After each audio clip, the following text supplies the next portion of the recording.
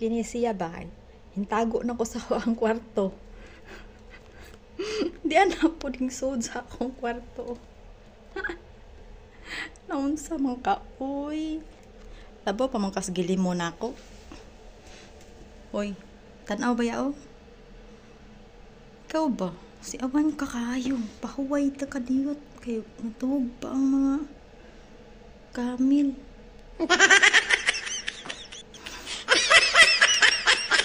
Sao naman na ako, uy. Pagawas naman po din niya. Nakalingkawas ko, nahuman kog sayo limpyo kay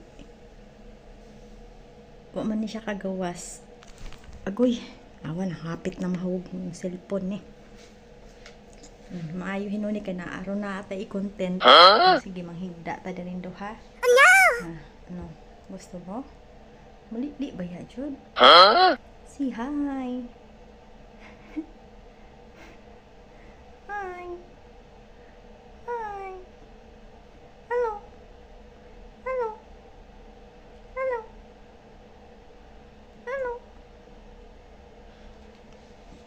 Tago naman ko diri sa kwarto. Niguro kong dagan kinang hugas ko hing lupad na pud sa paingon sa kuay. Dagan ko diri ah. Noon sa maninga di naman pud hipon. Hinuon ni sa akong kwarto hinuon. Pauli na nga to uy. Pauli na nga to si mong amo. Na ako'y usa ka buok.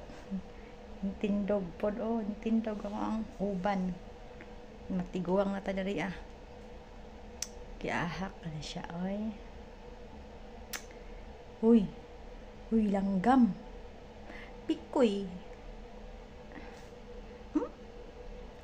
What do you want?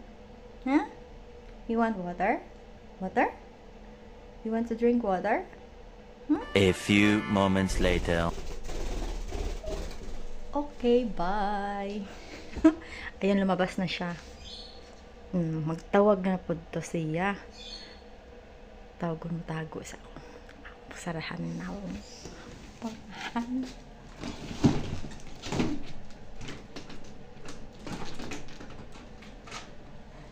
Si awan ka